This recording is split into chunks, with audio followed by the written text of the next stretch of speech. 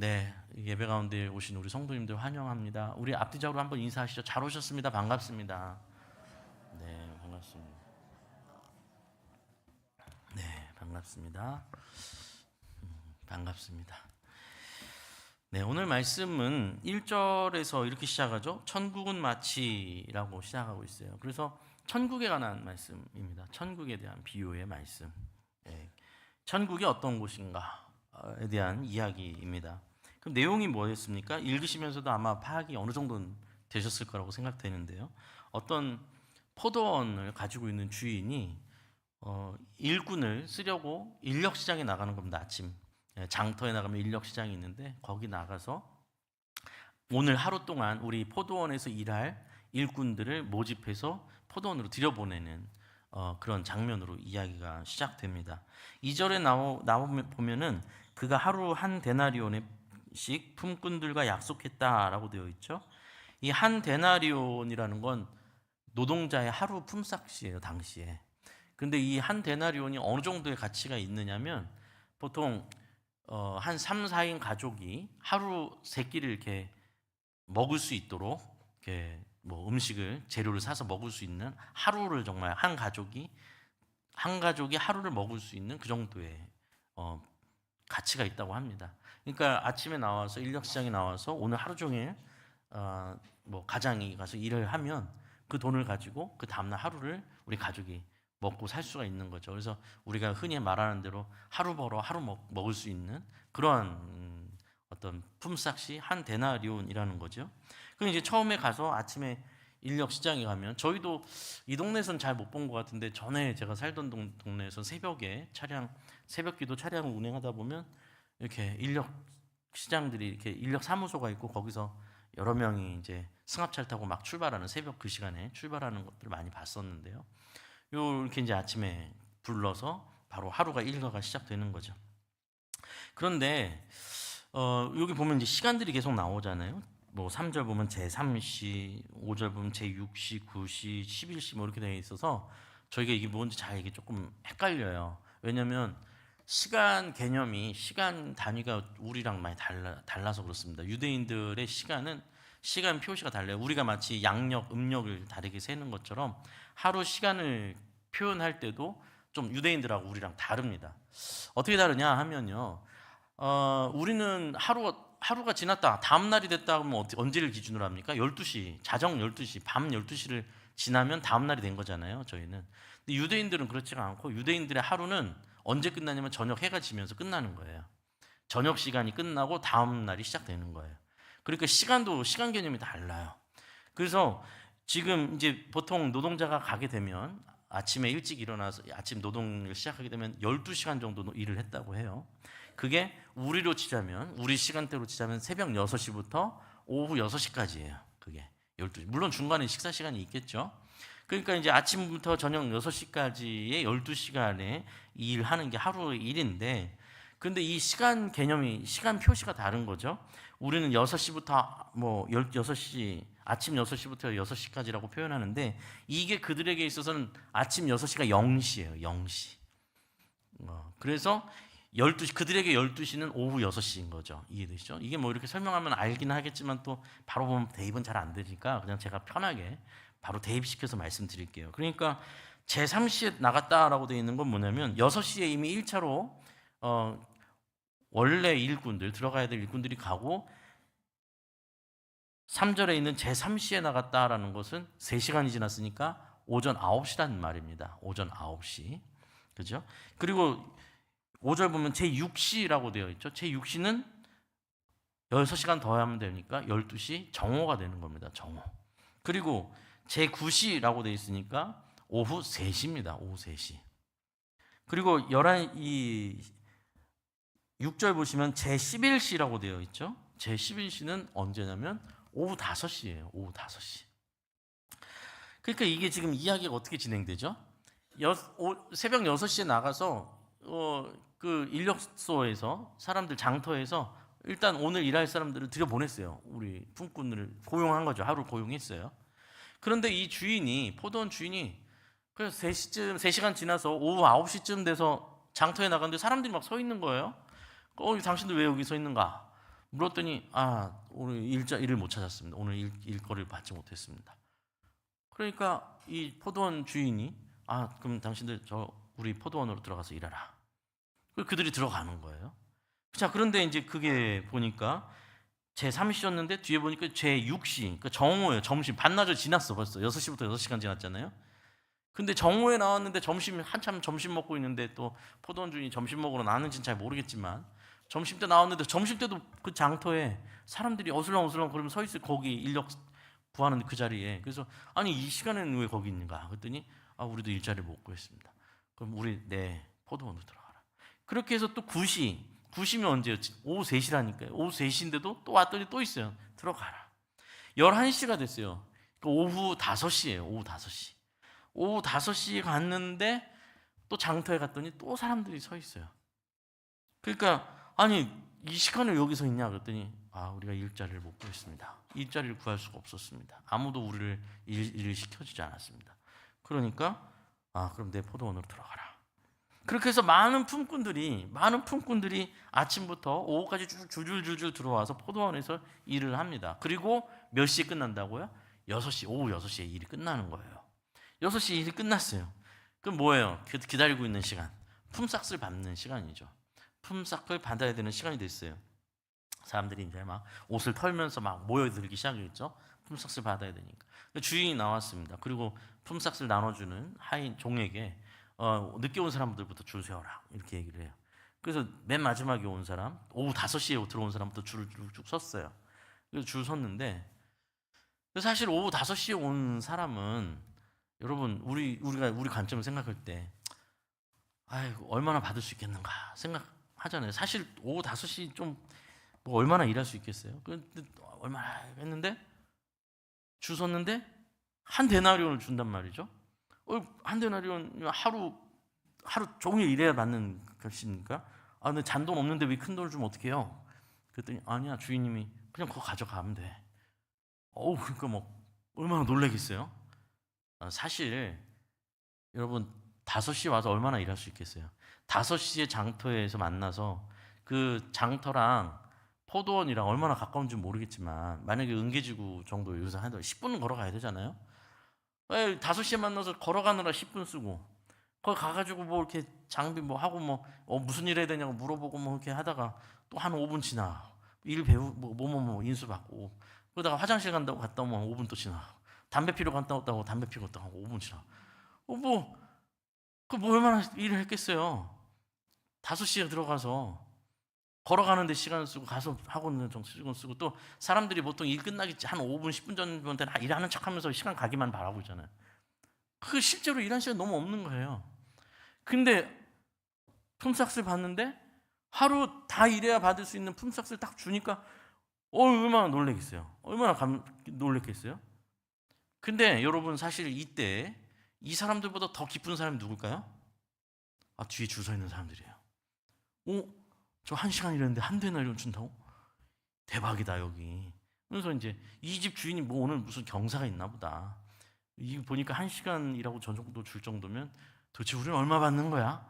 하면서 기다리고 있었는데 그 다음부터 계속 한 데나리온 주는 거예요. 3시에 온 사람, 12시에 온 사람, 9시에 온 사람 한 데나리온씩 줍니다. 그러자 다들 실망하다가 이제 원망하기 시작합니다. 그래서 12절 보시면 10절이죠. 먼저 온 사람들이 더 받을 줄 알았더니 그들도 똑같이 한 데나리온 받습니다. 11절 받은 후에 집주인은 원망합니다. 이르되 12절 나중 온 이 사람들은 1시간밖에 일하지 아니하였거늘 가로치고 그것도 잘 쳐줘서 1시간이지 솔직히 30분도 안 했어요 이거죠. 그들을 종일 수고하여 더위를 견딘 우리와 같게 했나이까 따지기 시작한 거죠. 이게 말이 안 되죠. 형평성이 어긋난 거 아닙니까? 이제 이렇게 되는 거죠. 그러자 이 주인이 뭐라고 말합니까? 이 주인이 그 중에 한 사람에게 대답하죠. 13절 친구여 내가 너에게 잘못한 것이 없노라. 네가 나와 한 데나리온의 약속을 하지 아니하였느냐? 네 것이나 가지고 가라. 나중 온 이 사람에게 너와 같이 주는 것은 내 뜻이니라. 내 것을 가지고 내 뜻대로 할 것이 아니냐? 내가 선함으로 네가 악하게 보느냐? 라고 말씀하시죠. 그리고 나서 뭐라고 해요? 마지막 결론. 예수님이 요 예화를 마치시고 이 이야기는 여기서 끝나는 겁니다. 그리고 나서 이 예화에 대한 부연으로 16절 말씀을 마지막으로 덧붙이시죠. 이와 같이 나중된 자로서 먼저 되고 먼저 된 자로서 나중되리라 라고 예수님께서 이 이야기를 이렇게 마치고 계세요. 그런데 사실 이 본문은요 20장 1절에 저희가 처음에 봤는데 천국은 마치로 시작을 하고 있긴 한데, 원래 이게 이제 성경이 신약 성경이 쓰여져 있는 헬라어 원문을 보면 이 앞에 접속사가 하나가 더 있습니다. 근데 이제 한글로 번역하면서 접속사를 생략했어요. 번역에서 뭐가 있냐면 따라서 이런 거 있어요. 따라서 천국은 마치 이렇게 돼 있어요. 그러면 뭐예요? 그 앞에 내용을 따라서, 그렇죠? 그렇게 얘기가 되죠. 그 앞에 뭐예요? 이 30절 19장 30절 그러나 먼저 된 자로서 나중되고 나중된 자로서 먼저 될 자가 많으니라 따라서 라고 되어 있어요. 천국. 그러니까 이 19장 30절하고 20장 16절의 말씀이 똑같잖아요. 지금 똑같은 말씀을 그 사이에 요 예화를 주셨잖아요. 포도원의 이야기. 그러니까 이 포도원에 대한 이야기는 지금 이 말씀을 하려고 하는 거죠. 먼저 된 자로서 나중되고 나중된 자로서 먼저 될 자가 많다라는 거죠. 그리고 이걸 통해서 천국은 어떤 것이다 라는 것을 지금 말씀하시려는 겁니다. 자, 그러면 이 본문이 도대체 말하는 게 뭔가? 이 예수님께서 드신 이 포도원 비유는 도대체 뭘 말씀하시는 건가? 그게 이제 오늘 저희가 이해해야 될 내용이죠. 근데 뭐 사실 읽으시면서 이거 이해 다 되죠, 그렇죠? 어떤 내용입니까? 보통 가만히 보면은 마치 이런 내용으로 들려요. 처음에 읽기는 굉장히 마음씨 좋은 포도원 주인이 장터에 나가서 아침에 6시에 그 일꾼들을 이미 보냈어요. 그날 할 사람들 보냈어요. 근데 3시에 나갔는데 거기 또 있어요. 그래서 일을 구하지 못한 사람들 안타깝게 여겨서 늦었지만 일을 주는 것, 시키는 것으로 보입니다. 그래서 그렇게 마음씨 넉넉한 어떤 포도원 주인의 이야기로 얼핏 읽으면 그렇게 읽히는 거예요. 그런데 이제 그렇게 보기에는 좀 말이 안 되는 게 뭐냐면, 그렇게만 보기에는, 그러니까 이 사람이 그냥 에이 그래 좀 시간 부족하면 어때? 가서 우리 일 도와. 우리 포도원 가서 일해. 라고만 보기에는 참 어려운 지점이 있어요. 뭐냐면 뭐 한 3시간 정도 늦게 들어가는 것건 좀 이해가 돼요. 상식적으로. 이 정오에 들여보내는 거 6시 반절밖에 일 안 하는 것도 조금 좀 그런데 오후 3시면 2시간밖에 안 남았는데도 들여보내는 것도 참 3시간밖에 일이 안 남았는데 그것도 그래요. 근데 진짜 말이 안 되는 건 아까 말씀드린 건 5시에 사람을 들여보내는 건 너무 말이 안 되잖아요. 그렇죠? 1시간 남았는데 걸어가는 시간에 뭐 하는 시간 다 빼면 사실상 일 안 하는 거잖아요. 안 하는 거나 마찬가지인데 이 사람은 일도 안 할 사람을 포도원으로 들여보내는 이 이야기의 핵심은 뭐냐? 초점이 어디에 잡혀 있느냐? 여러분 그걸 생각해 보셔야 돼요. 이 이야기는 포도원 주인이 지금 이들한테 일을 시키는 데 목적이 없어요. 그렇죠? 일을 시키는 데 목적이면 5시에 사람을 부르지는 않겠죠. 그렇죠? 아니면 조건을 걸겠죠. 보통은 밤에 일은 안 하지만 오늘 횃불 피워놓을 테니까 당신 5시에 왔으니까 밤 10시까지 일하다 가. 이렇게 하겠죠. 근데 그게 아니라 이야기를 보면 5시에 부르는 사람도 6시에 퇴근을 시키고 있단 말이에요. 그렇죠? 그러니까 이 이야기에서의 중심은 포도원 주인이 내가 이 포도원을 가꾸는데 일손이 좀 모자라네. 더 와서 일해. 우리 포도원이 저기 잔일 오늘 기왕 인심 썼으니까 쓰레기 줍는 건 당신들 와서 일해. 이 포도원을 가꾸는데 이 이야기의 중심이 있는 게 아닙니다. 이 포도원 주인에게 중심이 있는 게 아니라 이 일의 필요는 누구의 필요에 맞춰서 이 일을 하고 있냐면 바로 품꾼들의 필요를 채우고 있는 거예요. 품꾼들의 필요.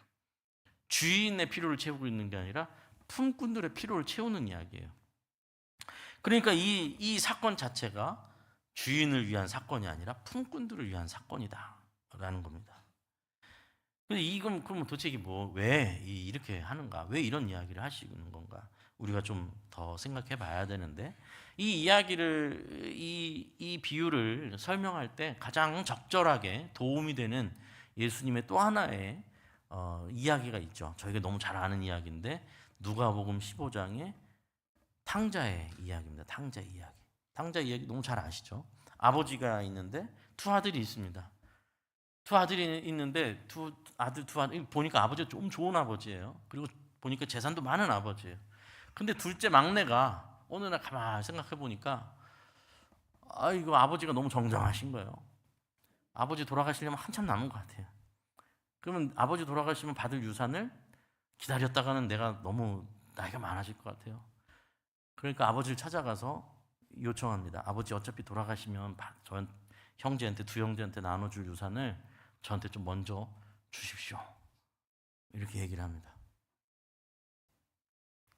이게 되게 뭐라고 할까요? 어떤 아들이죠 이거? 뭐라고 형용할 수 없지만 그런 아들이죠. 근데 사실요, 제가 요즘에 의외로 이런 얘기를 많이 듣고 있습니다. 오늘 이 시대에도. 요건 제가 잠깐 설교를 끊고 좀 드리고 싶은 말씀입니다. 이거에 상처받는 부모님들이 되게 많아요 지금. 제가 일부러 지금 젊은 분들 찾고 있습니다. 생각보다 이런 가정이 좀 많더라고요. 아버지 돌아가시면, 부모님 돌아가시면 다 우리 건데 라는 말을 부모님한테 해서 상처받은 분들의 이야기를 제가 많이 듣고 있어요. 여러분, 그러면 안 되는 거예요. 돈이 아까워서가 아니에요, 부모가. 그래도 부모님이 돌아가시면을 전제로 그렇게 얘기하는 건 상처를 주는 겁니다. 그건 부모님한테. 근데 부모님들 또 자식한테 또 아쉬운 소리 잘 못하죠. 또 서운한 말 못하니까 속앓이를 하시는데 제가 대신 말씀을 드리는 거예요. 제가. 어디 그런 말을 함부로 부모님 어차피 다 우리 건데 그건 그렇게 해서는 안 되는 이야기예요. 제 말 맞죠? 제 주변에 많이 몇 건을 봤어요 최근에. 그거 다 마치 자기 것이냐? 아버지 뭐 이렇게 하세요, 이렇게 하세요 하면서 그게 부모님을 위한 얘기가 아니라 다 나중에 내 거 될 거니까 뭐 이런 식으로 그 얼마나 상처가 되겠어요. 그러면 안 되죠 당연히. 아무튼 다시 이야기로 돌아. 그 아들이 그걸 한 거예요. 그때 아버지가 줬어요 또 그거를 재산. 그래 들고 나가가지고 뭐 사업이라도 해가지고 성공했으면 다행인데 그냥 허랑방탕하게 다 써버렸습니다. 막 다 날려버렸어요. 나중엔 그 돈 있을 때가 친구들이 친구지. 돈 없어지니까 그때 돈 보고 어떤 친구들은 다 사라지고 나중엔 그냥 완전히 거지꼴이 돼가지고 어디 갈 데 없어서 집에 들어가서 내가 돼지라도 칠 테니까 나 먹을만 살려달라고 해서 돼지 치는 걸 했는데 거기서도 제대로 막 안 주니까 먹을 거 제대로 안 주니까 너무 배고파가지고 돼지가 먹는 사료 열매를 막 먹다 걸려가지고 막 너무 수모를 당하니까 이 사람이 아들이 둘째 아들이 하늘을 보면서 탄식하면서 말을 해요. 뭐라고 말하냐면 이런 말을 해요. 아니 차라리 내가 여기서 이러고 있을 바에는 우리 아버지 집에 하인으로 있는 게 훨씬 낫겠다. 우리 아버지는 그래도 인간적으로 인격적으로 대해줬는데 하인들을 난 이건 완전히 여기는 짐승만도 못한 존재가 돼버렸다. 그래서 후회를 하면서 하나님한테 막 후회를 하면서 하나님 제가 들어가서 아버지의 종으로 들어가겠습니다. 그러고 이제 터벅터벅 터져와요. 막 얼마나 꼴이 얼마나 흉하겠어요. 터덕터덕 오고 있는데 그 집 근처 한데도 얼마나 또 막 하겠어요. 막 이러면서 갔다가 일단 따귀 한 대부터 맞으려나? 뭐 이런 생각하면서 오고 있는데 저 멀리서 막 먼지가 막 하면서 누가 뛰어오고 있어. 그래서 보니까 아버지가 신발도 안 신고 막 달려나오고 있어요. 아버지는 그 멀리서부터 높은 데서 아들이 오나 맨날 보고 있었어요. 그 막 달려와가지고 끌어안고 막 울어. 뭐 입을 맞추면서 막 울어. 그러니까 아들이 준비했던 멘트를 하려고요.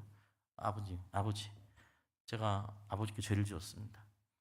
제가 아버지 집에 아들이라고는 차마 제가 뭐 말을 못하고 아들을 종으로 제가 살겠습니다. 했더니 그 얘기를 꺼내려고 아버지 제가요 뭐 이렇게 했는데 아버지가 말을 딱 막아요. 야 그만 말해.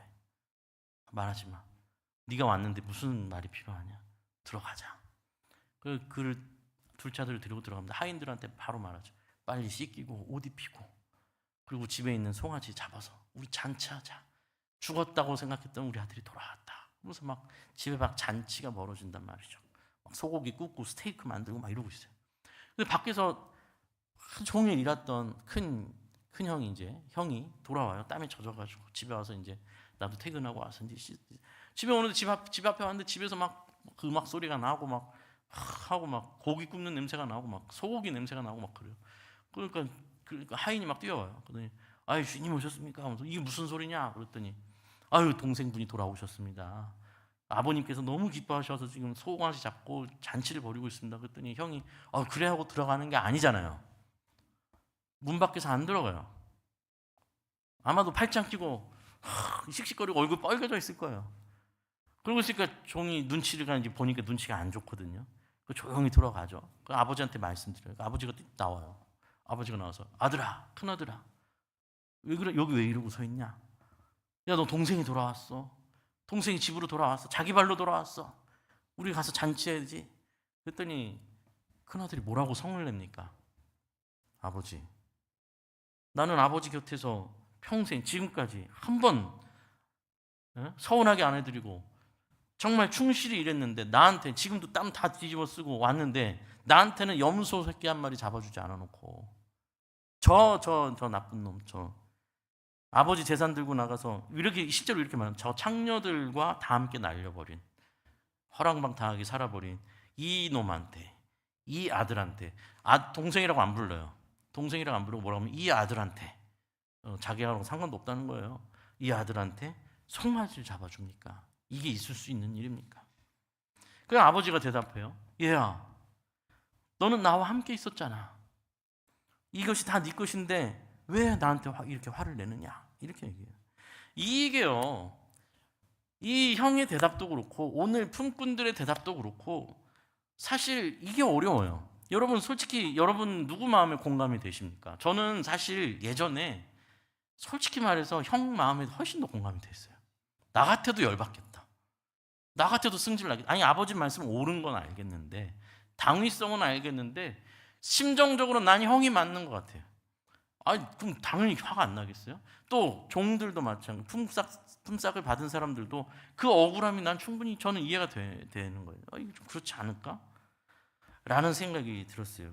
그런 생각으로는 이 본문을 이해할 수가 없어요.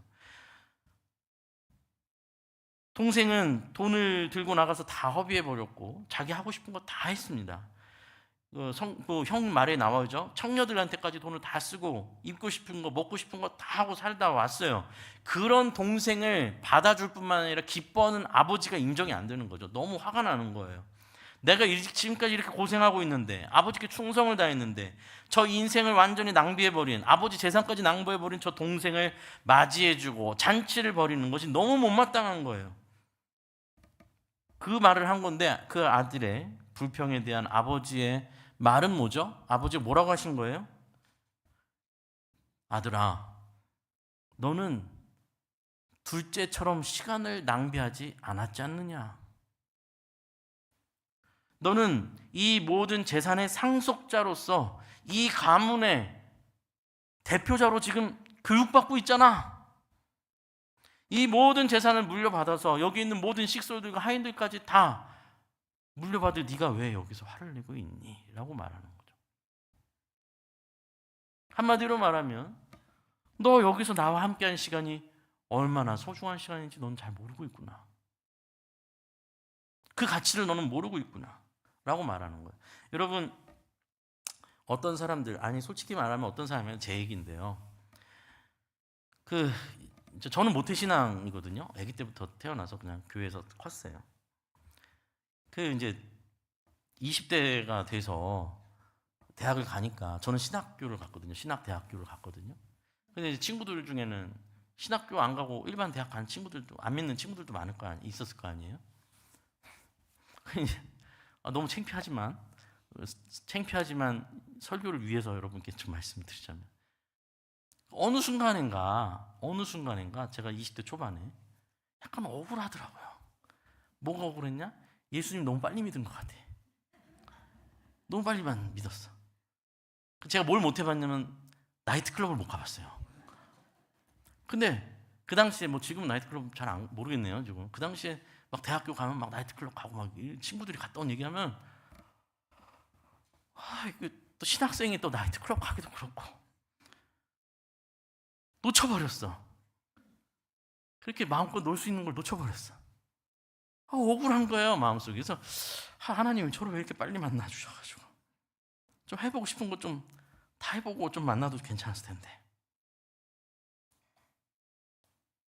그때요 정말 너무 창피한 얘기인데 정말 창피합니다. 창피한 거 말씀드리고, 제가 제일 부러웠던 사람이 누군 줄 아세요?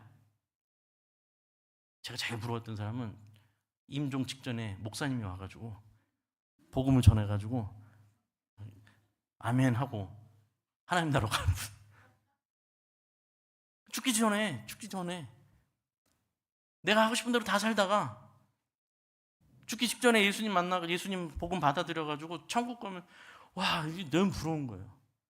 나는 이게 어렸을 때부터 벌써 예수 믿어가지고 신학생까지 돼가지고 말이야, 나이트클럽 한번 못 가보고, 그게 그렇게 억울했어요. 또 이런 마음들이 더 가면 어디까지 가냐면, 뭐 여러 방면으로 가지만 이런 현상도 많이 봅니다. 내가 미워하는 그 사람이 예수 믿는 걸 싫어하게 돼요. 저 사람이 예수 안 믿었으면 좋겠다는 마음이 있어요. 우리는 또 일제강점기를 지나왔잖아요. 그래서 초반에 우리가 광복을 이루고 초기에 한국인 선교사가 일본에 가서 선교하는 거 굉장히 싫어했던 사람 많았어요. 예. 어떻게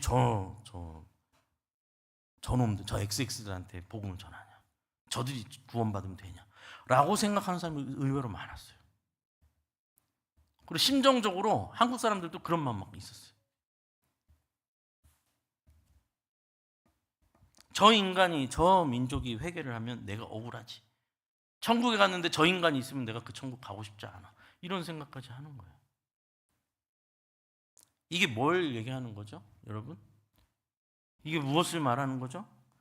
내가 예수를 만나고 예수님을 믿어서 당하게 되는, 예수님을 만나서 참아야 하는, 예수님을 만나서 다소 억울한 일들을 겪게 되는, 죄를 마음껏 누리지 못하고 죄를 짓기에 어려운, 불편해지는 이 신앙의 양심과 삶이 자기에게 어떤 의미가 있는지 모르고 있다는 거예요.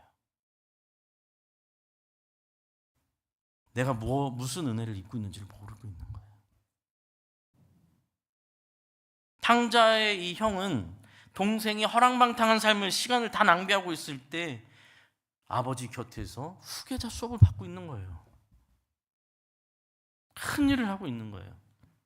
아버지가 가까이서 아버지께 배우고 있는, 아버지 인품과 성품과 일하시는 것과 이 모든 것들을 훌륭하게 성장하고 있는 것을 인지하지 못하고 있었다는 거죠. 오늘 포도원 비유를 다시 한번 생각해 볼까요?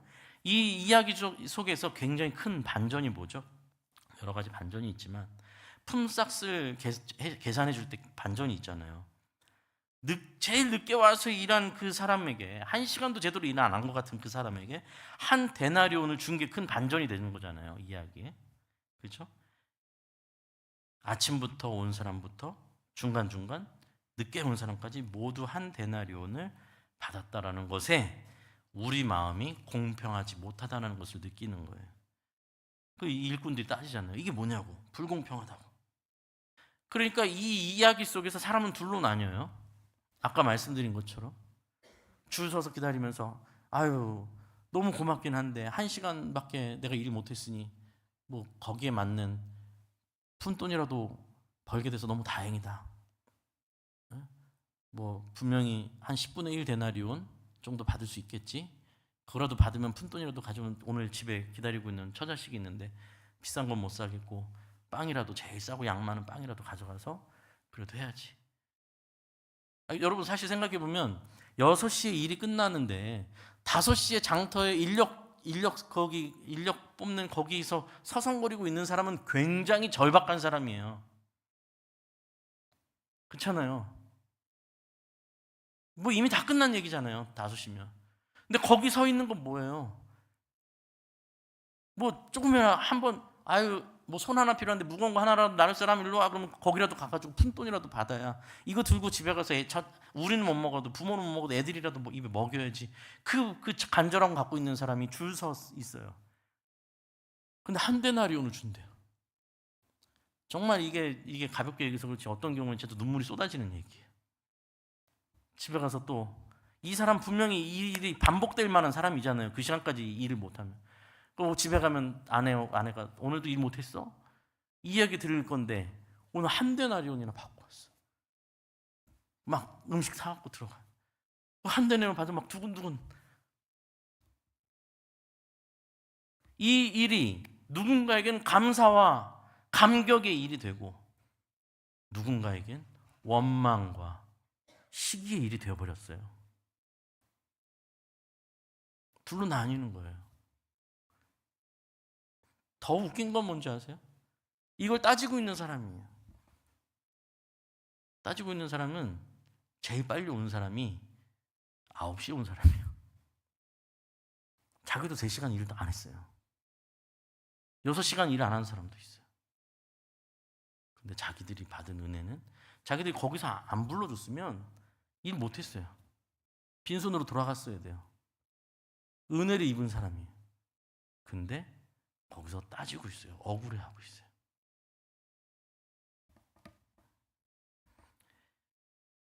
아침 9시가 되고 12시가 되고 오후 3시가 되도록 일꾼으로서 부름 못 받았다는 거는 이 사람들이 다른 불림받은 사람들보다 불리한 조건을 갖고 있다는 뜻 아닙니까?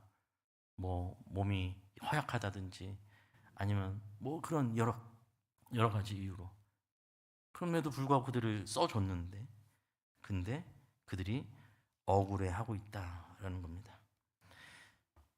이 비유에서 포도원에 들어가는 이 사건은 처음엔 예수님께서 말씀하신 천국은 마치 하나님 나라로 하나님께서 부르시는 장면이에요. 자격이 있어서 능력이 있어서가 아니라 마치 이미 다 놓쳐버려서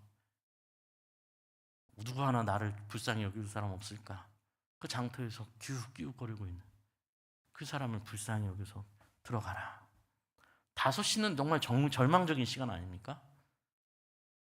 그 5시에 기적이 아니고선 일어날 수 없는 그 시간에 들어가라. 그렇게 하나님께서 우리를 찾아와 주시고 만나 주시고 하나님께서 우리를 구원해 주신 이야기지 않습니까?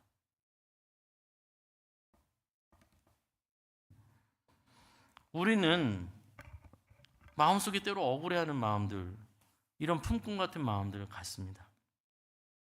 하나님은 그가 모태신앙이든 뒤늦게 예수를 믿든 심지어는 십자가 곁에서 죽은 강도가 거기서 하나님의 나라를 갈 수 있는 것처럼 그 은혜의 손을 크게 벌리고 우리를 사랑해 주시고 은혜를 베풀어 주시는데 우리는 그 속에서 억울한 마음을 갖는 거예요.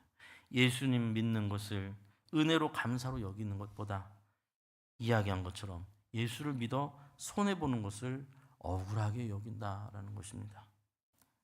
내가 예수님 믿어서 손해보는 것이 여러분 그렇게 억울한 일입니까? 나보다 영적으로 성숙하지 못한 사람들 교회에서 많이 만나게 됩니다. 교회에서 일하다 보면 그런 일들이 있습니다. 우리가 중직을 맡는다라는 거, 또 리더가 된다라는 거, 또 뭐 신앙의 선배가 된다는 건 그런 자리로 계속 밀려가는 거죠. 뭐 하여튼 말도 안 듣잖아요. 그렇죠? 뭐 이렇게 물어보면 카톡 대답도 안 오고. 그죠? 뭐 같이 합시다 했는데 뭐 다들 그냥 없고 사라지고 도망가고 그러잖아요. 그럼 속으로 이런 생각 들죠. 아, 내가 밖에서는 이런 걸 내가 밖에서 같았으면 내가 이걸 그래서 한 소리 칠 텐데 내가 왜 이런 취급을 당해야 돼? 뭐 나는 교회에서 지금 벌써 우리 교회 시흥평교 20년, 30년을 있었는데 와가지고 1년, 2년도 안 된 사람이 교회가 어쩌고저쩌고 하면 당신이 그 뭐 교회 뭐 우리 교회 뭐 한다고 그래 한마디 해주고 싶잖아요. 근데 그게 아니라는 거죠.